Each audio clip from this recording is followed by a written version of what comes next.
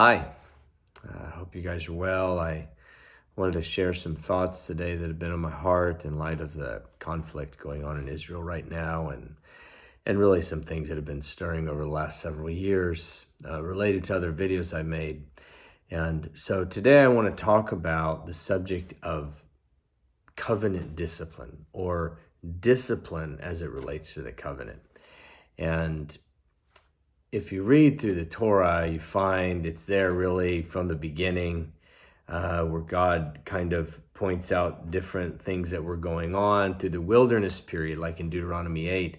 And he says, I had to do this to test, to see what was in your heart, to see if you were going to obey me or not, and so he would bring hardships. But what I want to highlight first is it was in light of their calling, right? It was in light of the unique calling of the descendants of Abraham. And when I think about that, a few things help me really keep that in perspective, because a lot of times you get either on one hand, Jewish chosenness essentially just reflects the Abrahamic covenant and God's allotment of the land of Israel to them. And I think that's a shallow way of understanding the election of Israel. And on the other hand, an equally shallow way, or maybe a little less shallow, but still falls short, would be the view now called fulfillment theology, where God chose Israel to steward the oracles for a time, and then to bring forth the Messiah, and after that time to basically do away with any sort of ethnic distinctions in the redemptive priority. So I think both of those fall short, and we see that, I think, most often in covenant disciplines.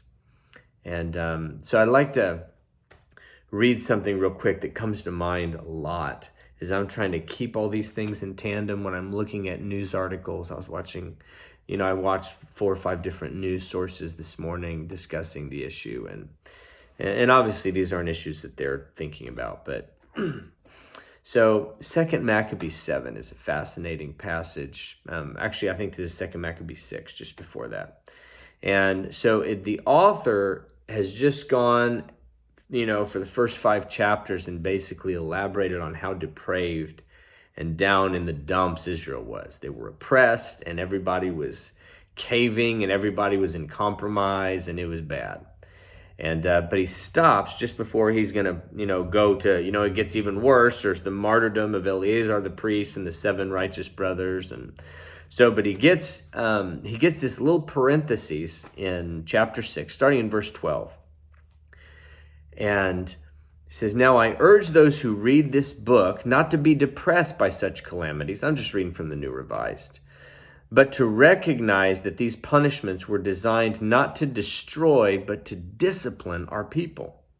In fact, it is a sign of great kindness not to let the impious alone for long, but to punish them immediately. For in the case of the other nations, the Lord waits patiently to punish them until they've reached the full measure of their sins. But he does not deal this way with us,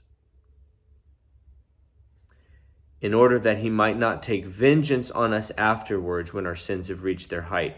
Therefore, he never withdraws his mercy from us, although he disciplines us with calamities. He does not forsake his own people.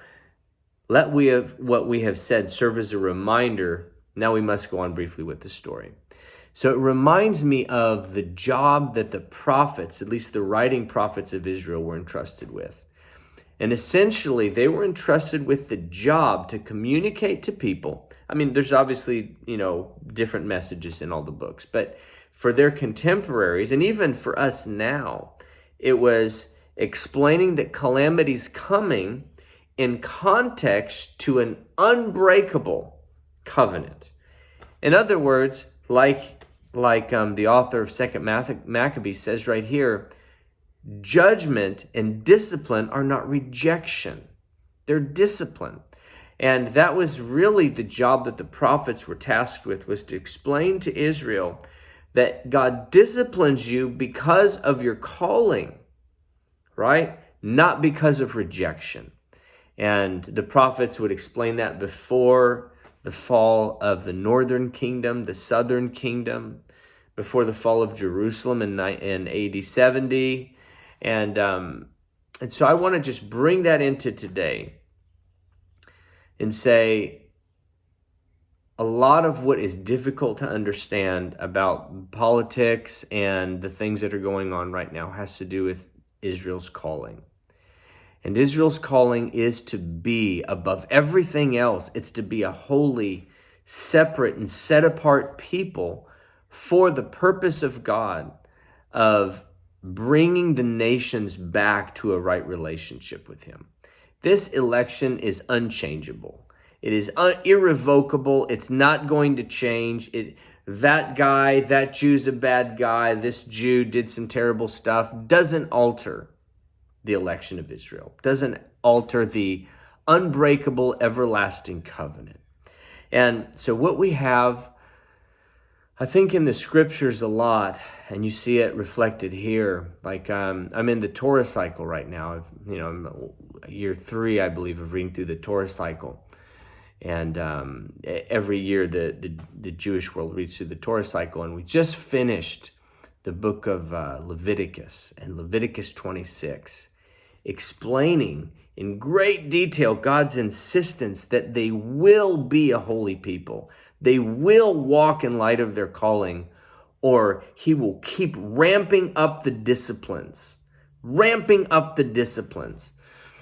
And this essentially becomes the framework that the prophets are speaking from. Like Isaiah, I'm remembering Isaiah told Isaiah to warn the people that when they're looking out at what's going on in the oppression of their neighbors and the wicked governments, the unjust leaders that they have, the Lord said to Isaiah to remind them of the covenant and to say, don't you dare say all of this is happening because of a conspiracy. Don't say it's happening because everybody's conspiring against us and we're the victim. The Lord said, warn them not to do that, because I have chosen them and I will not relent. They will be a holy people. They will, because of their calling in the end, they will not only individually, but collectively, they will reflect my heart to the Gentiles. And this is a burdensome calling. And I think a lot of what we have right now, without overly theologizing the news, right, is you have God's insistence that they will be a holy people despite circumstances. And a lot of very well-meaning people looking at the news and saying, well, but if you line up all the facts, then Israel is 51% right and they're only 49% right, or however you want to do the math. And I think what I believe the Lord to be saying through the prophets and through the Torah is that, because that was the appeal of men like Habakkuk, right? Like Habakkuk 1, the vision of the Babylonians coming, and goes, far be it from you to take somebody like the Babylonians and exalt them to the place where they're going to discipline us. I mean, that would be unjust, right? And it's the Lord's insistence that they be a holy people, and He will not compromise or back down on this, that prevails in Habakkuk's time. And Habakkuk said, okay, I get it. And the fact is that Israel has a nearly impossible task presently. It's learning how to deal politically with their current environment, and it's nearly impossible. But just as a reminder, God's plan is to crush and bring an end to the strength of the holy people before the redemption comes, because this really is the point. The point is that disciplines will abound between now and the redemption. Between now and the coming of the Lord, the disciplines will abound, and they will increase, and they won't be done away with by a consensus of nations because somebody does the math and figures out what percentage they're right, because they are holy. They're not like the rest. God's not dealing with them as though they're the rest. And so I've said for a while, I've said in prayer, and I've said sometimes publicly that I want to stand with Israel with all my heart. But I want to stand with Israel the way Jeremiah did. And Jeremiah stood with Israel in context to the covenant. And I have the same heart in me right now. And I say, oh, Lord, remember the covenant. But God, remember mercy. Remember mercy. And it's hard to say where this current conflict's going to end. It'll probably subside to some degree and then, take shape again at a later time. But what I would like to keep in view of anybody who, watches this video, because it's just a burden I had, is that God is not operating on the basis of what percentage they're right and what percentage the others are wrong. God is training and disciplining them for the stewardship of Isaiah 2. These have to be the people who can shepherd and pastor the nations of the world to beat their swords into plowshares. And that includes their immediate neighbors.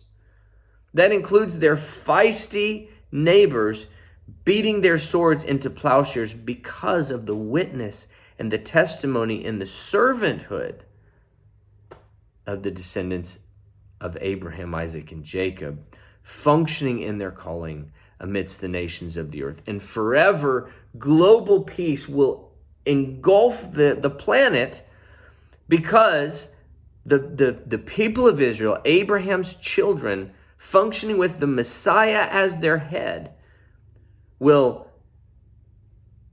they will, like Isaiah 2 calls it, he says they will not only instruct the nations in the law and the instructions of God, but he will settle disputes between many peoples, and the result will be this phenomenon of global peace and harmony. And so while that's a reality that awaits the age to come when the Messiah is dwelling among us, what we have right now is we have a holy people scattered across the globe. Some of them don't even believe in the God who chose their father. Some of them believe and have gone off into all manner of strange pagan mysticisms. And yet God is still functioning with this incredible memory. He does not forget the covenant. With this incredible memory, he's still functioning on the terms that by the majority of that family have been forgotten. And he's disciplining them according to their calling. And I just want to say, let's stand with Israel like Jeremiah did. We don't know exactly, I don't have the information that Jeremiah did in his day. But Jeremiah had this, his calling was to stand with the people of Israel, to weep with them, to even receive affliction in his own body by virtue of this testimony of God's unfailing, unrelenting faithfulness to the covenant. And that's the stance I want to have. I want to have that to the Jewish community here locally, to whatever international Jewish community that I'm able to reach. I want to have this stance of standing with God's unrelenting loyalty to the covenant.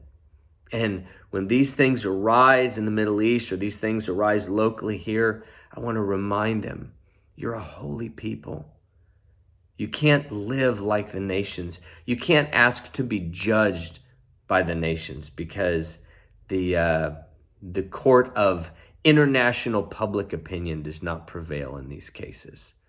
It's the opinion of the Almighty who's bound himself forever to Abraham, Isaac, and Jacob. Amen. So I hope you've found it encouraging. If you have any questions or comments, feel free to reach out wherever you see the video posted. Shalom. May the Lord be with you all.